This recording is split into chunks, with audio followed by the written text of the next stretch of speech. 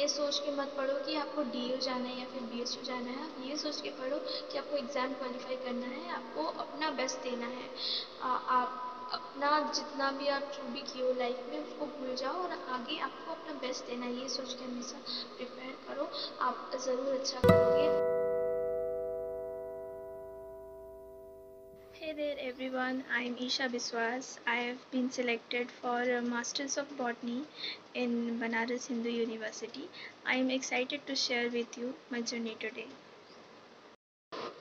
तो मैं बताती हूँ कि मेरा प्रिपरेशन स्ट्रैटेजी क्या था। मैंने अपना प्रिपरेशन जो है वो फरवरी में स्टार्ट किया था। इनिशियली तब मुझे उतना आइडिया नहीं था कि एग्ज़ाम पैटर्न क्या होता है, क्वेश्चन कहाँ से आते हैं, सिलेबस क्या होता है। तो फिर मैंने यूट्यूब पे सर्च किया तो मुझे विनय सर का जो यूट्यूब चैनल है मास्टर्स ऑफ बॉटनी, वहाँ से मुझे थोड़ा बहुत इन्फॉर्मेशन मिला कि कितना मतलब क्वेश्चन पैटर्न कैसा रहता है, कितना सिलेबस होता है, कहाँ से पढ़ना होगा, स्टैंडर्ड बुक्स कौन से हैं और कितने कौन से पोर्शन से कितना मार्क्स का क्वेश्चन आता है, ये सब मुझे समझ में आया। फिर मैं अपना प्रिपरेशन स्टार्ट की। तब मैं इनिशियली खुद से ही पढ़ती थी, बुक से नोट्स बना के पढ़ती थी, लेकिन जीआरबी वगैरह से और सिंह पांडे जैन से नोट्स बना के पढ़ती थी। लेकिन मैं 1 मंथ आते आते मैं उतना सिलेबस कवर कर नहीं पाई। तो मैंने क्या किया, मैं टेलीग्राम में कुछ ग्रुप्स में ज्वाइन थी, तो वहाँ से मुझे पता चला विशाल सर का जो मॉक टेस्ट लाए थे वो लास्ट ईयर अप्रैल, मतलब बहुत पहले ही वो लाए थे, लाइक दिसंबर जनवरी में लाए थे वो। लेकिन मुझे बहुत लेट में पता चला, तो मैंने अप्रैल में जब मुझे पता चला मैं तभी ज्वाइन कर ली वो। उसमें मॉक टेस्ट सीरीज़ था। वीकली संडे को मॉक टेस्ट होता था और सर वहाँ पे हम लोगों को ऑडियो नोट्स और नोट्स भी प्रोवाइड करते थे। तो मैं हर वीक, क्योंकि मेरे पास बहुत कम टाइम लेफ्ट था, अप्रैल में मैं क्योंकि ज्वाइन की थी, मेरे पास 3 मंथ्स ही थे, तो मेरे सेमेस्टर एग्ज़ाम्स भी थे और मेरे बैकलॉग्स भी थे। तो फिर मैंने उसको कैसे कवर किया, सबसे पहले मैंने क्या किया, जो टेस्ट आने वाला था उसके लिए भी मैं पढ़ती थी और साथ साथ में मैं जो मेरा बैकलॉग था किसी भी एक टेस्ट सीरीज़ का जो सिलेबस था वो मैं लेके दोनों साथ में चलती थी और मैं पढ़ती थी, रिवाइज करती थी। मेरे जो एनसीईआरटी के क्लास 11th-12th के जो नोट्स थे एनसीईआरटी के, और जो मॉक टेस्ट में सर नोट्स प्रोवाइड करते थे और कॉलेज का जो नोट्स था वो इनफ था मेरे लिए, मैं उसी को सिर्फ पढ़ती थी। और मेरे पास एक्स्ट्रा टाइम ही नहीं रहता था और एक्स्ट्रा कुछ पढ़ने के लिए, तो मैं उसी को पढ़ती थी और मैं पीवाईक्यू सॉल्व करती थी। ग्रुप में क्विजेस होते थे, क्विज सॉल्व करती थी और पीवाईक्यू सॉल्व करती थी। और लास्ट 1 मंथ में मेरा सेमेस्टर एग्ज़ाम्स भी चल रहा था और मेरा प्रोजेक्ट चल रहा था, प्रैक्टिकल एग्ज़ाम्स ये सब चल रहा था। तो तब थोड़ा टफ हो गया था, लेकिन तब भी मैं मतलब किसी तरह मैं टेस्ट अटेंड करती थी। ऐसे नहीं कि क्वेश्चन सॉल्व करके एमसीक्यूज़ वगैरह सॉल्व करके छोड़ दिया, सॉल्व करती थी। तो मैं एक पेपर में क्वेश्चन नंबर और उसका आंसर सॉल्व करती थी, फिर मार्क करके फिर देखती थी कौन सा सही हुआ कौन सा गलत। जो गलत होता था और जो सही होता था दोनों का मैं एक्सप्लेनेशन पढ़ती थी। दोनों एक्सप्लेनेशन को पढ़ के अगर मैं कोई न्यू कॉन्सेप्ट होता था तो फिर मैं उसको नोट डाउन कर लेती थी। ऐसे करके जो न्यू जितने भी न्यू सारे कॉन्सेप्ट्स थे वो सारा का एक मेरा नोट्स बन गया था प्रॉपर। तो मैं डेली बेसिस पे उसको भी रिवाइज करती थी। सबसे ज़्यादा इम्पॉर्टेंट है कि आप जितनी जल्दी प्रिपरेशन स्टार्ट करोगे आपके लिए उतना अच्छा होगा। और जो बॉटनी द बर्निंग डिज़ायर है यूट्यूब चैनल है और टेलीग्राम फैमिली है जो भी है, इससे मुझे बहुत हेल्प हुआ है। मतलब जेन्युइनली मुझे बहुत हेल्प हुआ है, क्योंकि अगर मुझे उस टाइम पे नोट्स नहीं मिलते और मॉक टेस्ट में उस लेवल के क्वेश्चंस प्रैक्टिस करने को नहीं मिलते तो मेरा प्रिपरेशन बहुत पीछे चल रहा होता। मैं वो लाइक जो हमारा बॉटनी का सीवीटी का क्वेश्चन पेपर था उसमें बहुत सारे क्वेश्चंस मॉक टेस्ट सीरीज से आए हुए थे। मैं रोज़ क्वेश्चंस को जब भी मैं करती थी प्रैक्टिस करती थी, फिर रिवीजन भी करती थी साथ साथ में। स्टैंडर्ड बुक्स के लिए मैं बोलूँगी तो फिर जीआरबी का जो लोअर बॉटनी का पोर्शन और जीआरबी का और सिंह पांडे जैन का लोअर बॉटनी का पोर्शन इज़ वेरी गुड।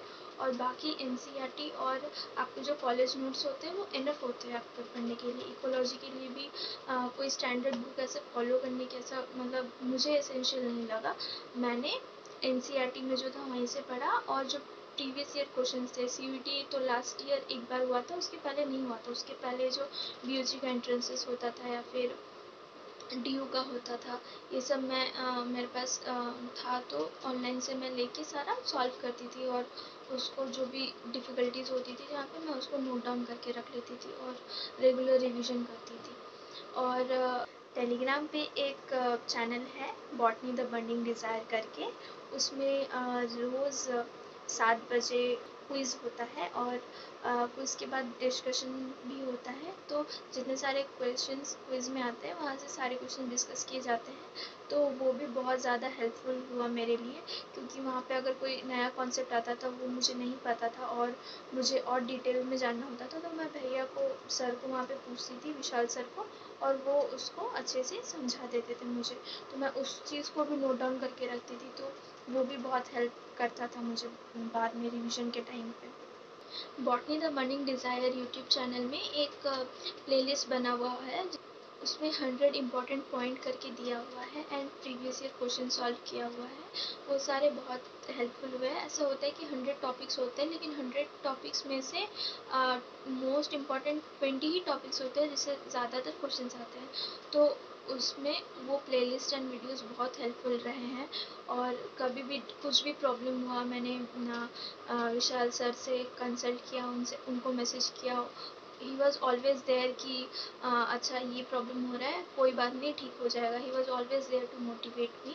इस चीज़ का मुझे बहुत बेनिफिट हुआ, बहुत हेल्प मिला मुझे, क्योंकि बहुत लाइक एग्ज़ाम के 10 to 15 डेज़ पहले, 10 डेज़ पहले, ऑलमोस्ट 7 to 10 डेज़ पहले मेरा एग्ज़ाम ख़त्म हुआ था, और मेरे पास ज़्यादा टाइम नहीं था कि मैं रिवीजन कर पाऊँ उतने अच्छे से, लेकिन उस टाइम विशाल सर ने मेरा बहुत हेल्प किया, मुझे बहुत मोटिवेट किया, और जितना भी टाइम बचा था उसको मैंने बहुत अच्छे से यूटिलाइज़ किया।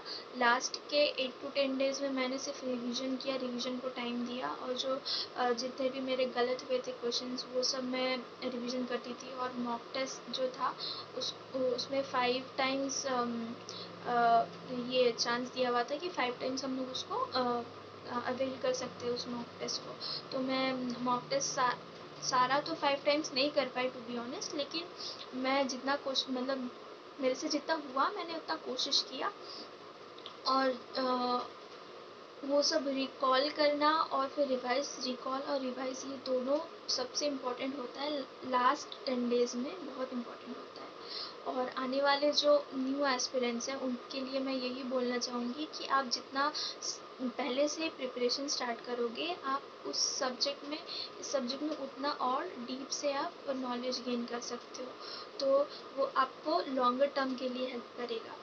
और प्रीवियस ईयर क्वेश्चंस को, मतलब ऐसा नहीं है कि आप पढ़ रहे हो तो सिर्फ पढ़ रहे हो, प्रीवियस ईयर सॉल्व नहीं कर रहे हो, साथ में प्रीवियस ईयर भी सॉल्व करते रहो। और अ, ये सोच के मत पढ़ो कि आपको डीयू जाना है या फिर बीएसयू जाना है, आप ये सोच के पढ़ो कि आपको एग्ज़ाम क्वालिफाई करना है, आपको अपना बेस्ट देना है। आप अपना जितना भी आप जो भी किए हो लाइफ में उसको भूल जाओ, और आगे आपको अपना बेस्ट देना है, ये सोच के हमेशा प्रिपेयर करो, आप ज़रूर अच्छा करोगे। And I hope you all the best for your upcoming interviews.